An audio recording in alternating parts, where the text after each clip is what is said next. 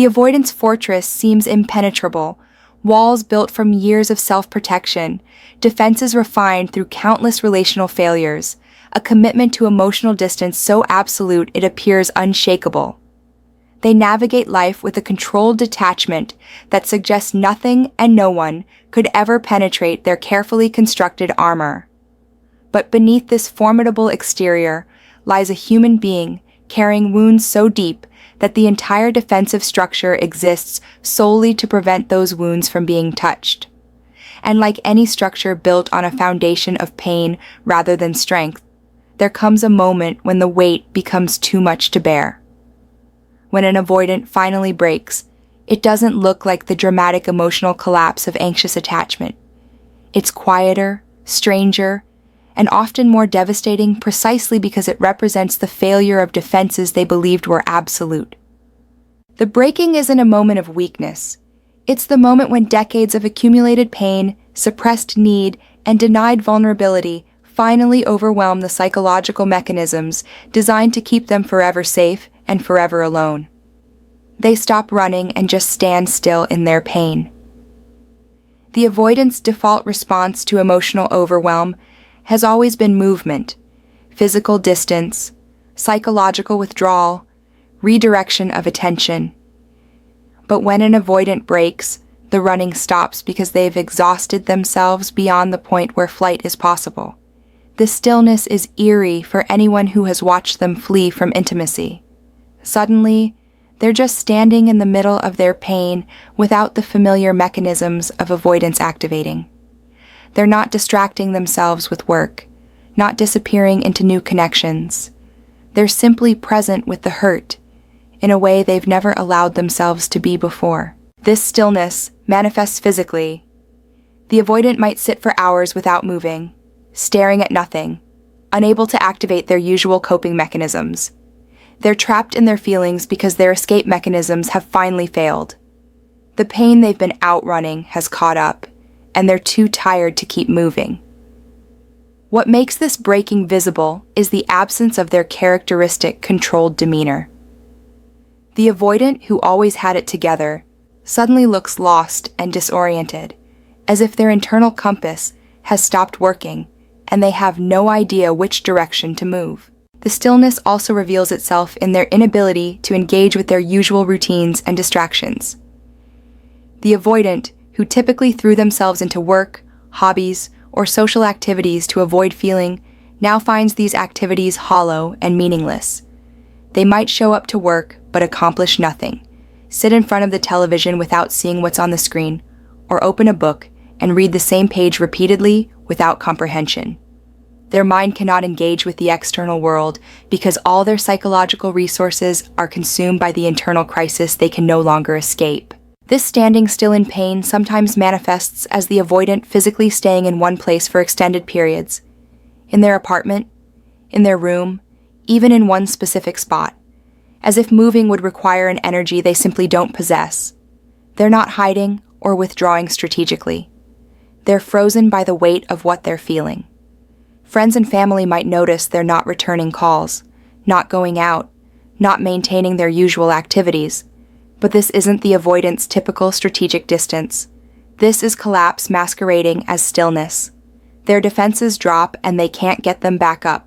The avoidant's psychological defenses are typically so automatic they operate without conscious thought. Minimization, intellectualization, emotional compartmentalization, strategic withdrawal. These mechanisms activate the moment vulnerability threatens.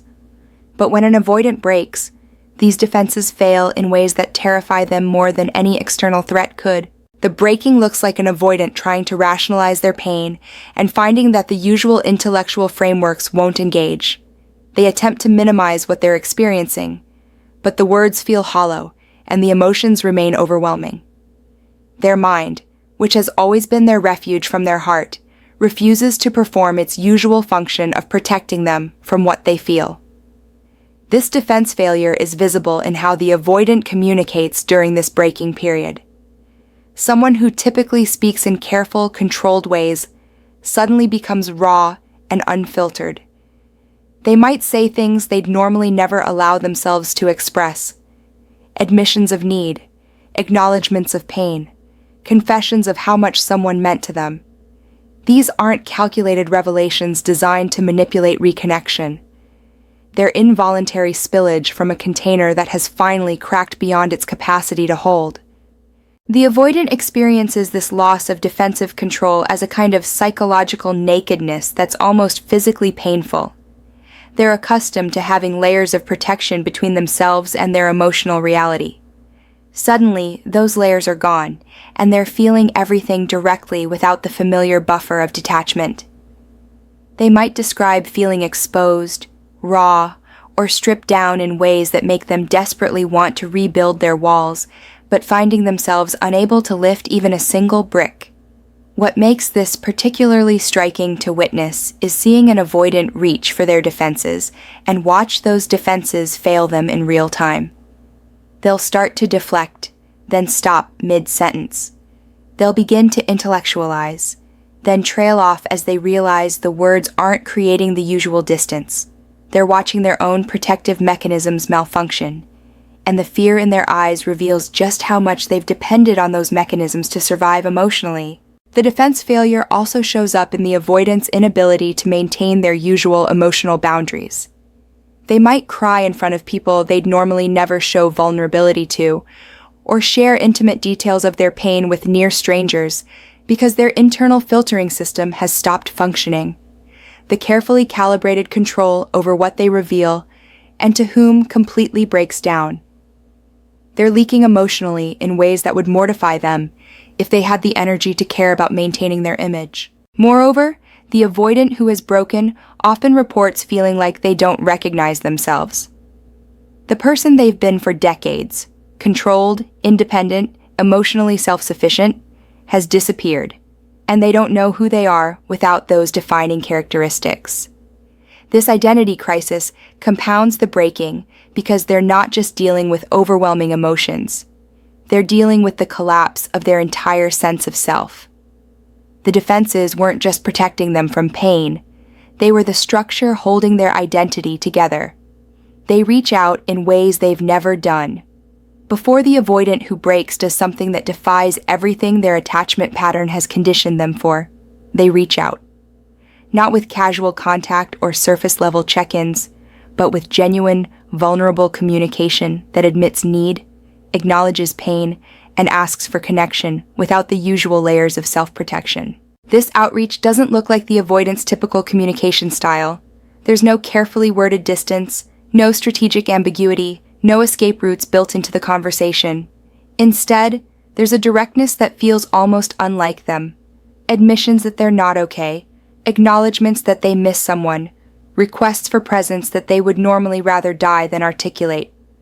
The reaching out often comes after periods of silence that made it seem like the avoidant had moved on completely.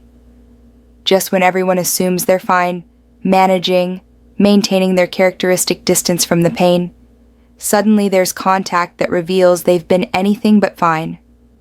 This delayed outreach happens because the avoidant spent weeks or months trying not to reach out, trying to handle everything alone, trying to prove they don't need anyone, until the breaking made that pretense impossible to maintain. What's particularly notable is that this reaching out continues even when it's uncomfortable, even when the avoidant's nervous system is screaming at them to retreat, even when every instinct tells them that vulnerability will lead to pain. They're reaching out not because they've overcome their fear of intimacy, but because their fear of staying alone in their pain has finally exceeded their fear of connection. The breaking has reorganized their hierarchy of terrors. The quality of this communication reveals the depth of the breaking. The avoidant might send messages in the middle of the night when their defenses are at their lowest. They might make phone calls they'd normally never make, showing up emotionally in ways they've historically avoided. They might even physically show up at someone's door. An avoidant breaking often leads to behaviors that would have been unthinkable before the crack in their armor became a chasm. This reaching out is also characterized by a lack of agenda or manipulation. The avoidant isn't trying to win someone back or strategically position themselves for reconciliation. They're simply too broken to be strategic. They're reaching out because the pain of isolation has exceeded their capacity to bear it alone, and they need human connection with a desperation they've never before allowed themselves to acknowledge. The purity of this need, uncontaminated by strategy or self-protection, is what makes it so recognizable as a breaking point. What's particularly poignant is that the avoidant often reaches out to the very person their defenses were designed to keep at a distance. They contact the ex they swore they were over, the friend they pushed away, the family member they've kept at arm's length for years.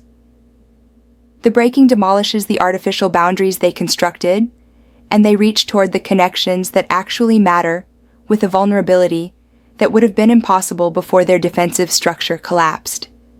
This reaching out may come too late to repair what was broken, but it comes from a place of devastating honesty about what they actually need. They stop pretending. They're fine when they're not. The avoidant's commitment to appearing unaffected, to maintaining the facade of having everything under control, is one of their most reliable patterns. They'll smile through pain, insist they're fine when they're falling apart, and project competence even when they're barely holding themselves together. But when an avoidant breaks, this performance ends suddenly, like a switch flipping from careful presentation to raw honesty.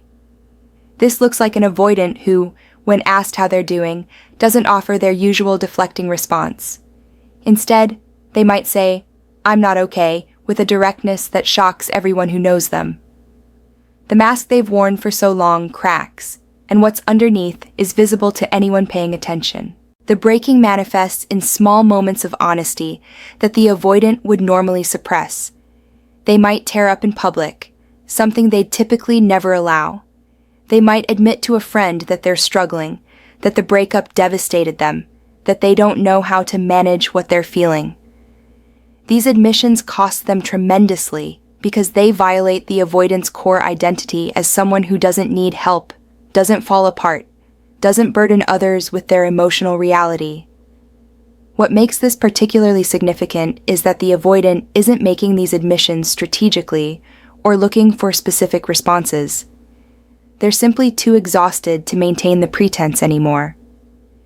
The energy required to appear fine has exceeded what they have available, and the truth of their pain leaks through every interaction whether they intend it to or not. Their body language, their tone, their eyes, everything communicates suffering they can no longer hide. This honesty also extends to how they talk about the relationship or person they've lost.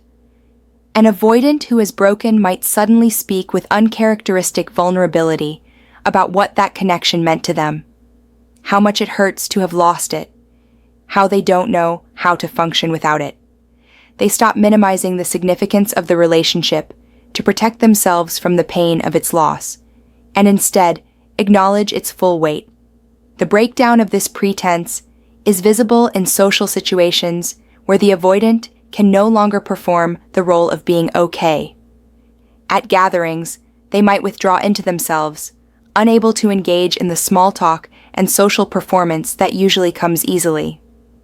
Or conversely, they might overshare, dumping their emotional reality on people who aren't prepared for that level of intimacy, because their internal filter for appropriate disclosure has completely malfunctioned. People close to the avoidant often report feeling shocked by this sudden honesty because it contrasts so starkly with years of careful emotional management. The person who never seemed to need anything, who always appeared to have everything under control, is suddenly admitting to falling apart. This vulnerability is disarming and sometimes uncomfortable for those around them because it violates the implicit contract the avoidant had established, that they would never burden others with their emotional needs. The breaking tears up that contract, leaving everyone, including the avoidant, uncertain of how to navigate this new emotional landscape. They acknowledge what they've lost, instead of minimizing it. The avoidant's typical grief process involves minimization and premature closure. They convince themselves the relationship wasn't that important, that the person wasn't that special, that they're better off without the complication of intimacy. But when an avoidant breaks, this minimization mechanism fails, and they're forced to confront the actual magnitude of what they've lost. This acknowledgement looks like the avoidant finally admitting that the person they lost was irreplaceable. that the connection was profound, that they made a terrible mistake by letting their fear destroy something precious. They stopped telling themselves comforting lies about incompatibility or poor timing, and instead faced the truth that they sabotaged something valuable. The breaking forces the avoidant to see their loss clearly, often for the first time. They recognize that they didn't just lose a relationship. They lost someone who saw them, accepted them, loved them despite their limitations. They lost daily presence with someone who made them feel more themselves. They lost the potential for a future they were too defended to acknowledge wanting while it was available. The full scope of the loss crashes over them without the buffer of minimization to make it manageable. This acknowledgement often comes with devastating clarity about their own role in the loss. The avoidant who breaks can no longer maintain the fiction that the relationship ended because of circumstances or incompatibility. They see with painful precision how their withdrawal, their emotional unavailability, their fear-driven choices systematically destroyed what they actually wanted to keep. They understand they weren't protecting themselves from a bad relationship. They were protecting themselves from a good one that terrified them. What makes this particularly agonizing for the avoidant is that this acknowledgement often comes too late to change the outcome. They're finally seeing clearly what they had and what they destroyed, but that clarity arrives after the door has closed, after the other person has moved on, after the opportunity for different choices has passed. They're left holding the full weight of their loss and their responsibility for it, without the protective mechanism of denial to cushion the impact they seek. Answers to questions they've always avoided. When an avoidant breaks, they suddenly become consumed with questions they've spent their entire life refusing to ask. Why do they sabotage love? Why can't they let people in? What happened in their childhood that made vulnerability feel like death? These aren't casual musings. They're desperate attempts to understand the psychological machinery that has destroyed every meaningful connection they've ever had. This questioning looks like the avoidant reading articles about attachment theory at 3 a.m, listening to podcasts about emotional unavailability, or even reaching out to therapists after years of insisting they didn't need help. They're trying to reverse engineer their own psychology because the pain of not understanding has finally exceeded their resistance to self-examination. What's particularly striking is the urgency with which they seek these answers. The avoidant, who has always been comfortable with ambiguity and unanswered questions, suddenly needs to know why they consume information about attachment, trauma, and emotional development with an intensity that reveals just how desperate they are to make sense of the wreckage of their relational life. Understanding becomes a lifeline. If they can figure out why they're broken, maybe they can figure out how to fix it. This quest for answers also involves revisiting their past with new eyes. They start seeing patterns in their childhood they never noticed before. The emotional unavailability of their caregivers, the moments when their needs went unmet, the times they learned that showing vulnerability led to rejection or abandonment.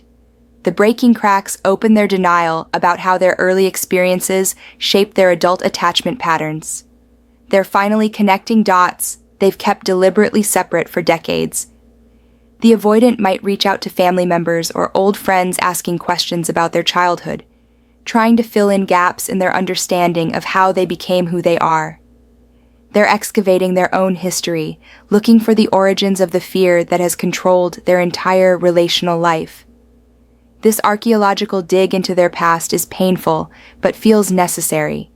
They need to understand the genesis of their brokenness, even if understanding doesn't immediately heal it. They feel everything they've been avoiding all at once. The avoidance emotional management system is built on suppression and compartmentalization. Feelings are dealt with by not dealing with them, tucked away, buried deep, avoided until they theoretically disappear. This system works until it doesn't, and when an avoidant breaks, years of accumulated, unprocessed emotion surfaces simultaneously in an overwhelming flood that their nervous system has no capacity to manage. This emotional flooding looks like the avoidant experiencing intense feelings they can't name, can't control, and can't escape. They might cycle through rage, grief, longing, regret, and despair within minutes, each emotion hitting with the force of years of suppression behind it. They're not just feeling the pain of their current loss. They're feeling every loss they never properly grieved, every hurt they never acknowledged, every need they convinced themselves they didn't have. The breaking often involves the avoidant crying in ways they haven't cried since childhood, if ever. Not controlled tears that can be quickly suppressed, but deep, body-shaking sobs that seem to come from a place they've kept locked for decades. These aren't tears about a single relationship or person. They're tears for every time they chose protection over connection, every moment they were too afraid to be vulnerable, every relationship they destroyed before it could destroy them. What's particularly overwhelming for the avoidant is that they have no practice skills for managing this level of emotional intensity. People with other attachment styles have developed some capacity for sitting with difficult feelings, but the avoidant has spent their life ensuring they never have to do that. Now, suddenly flooded with emotion, they have no tools, no strategies, no experience with how to survive the feeling without running, and running is no longer an option.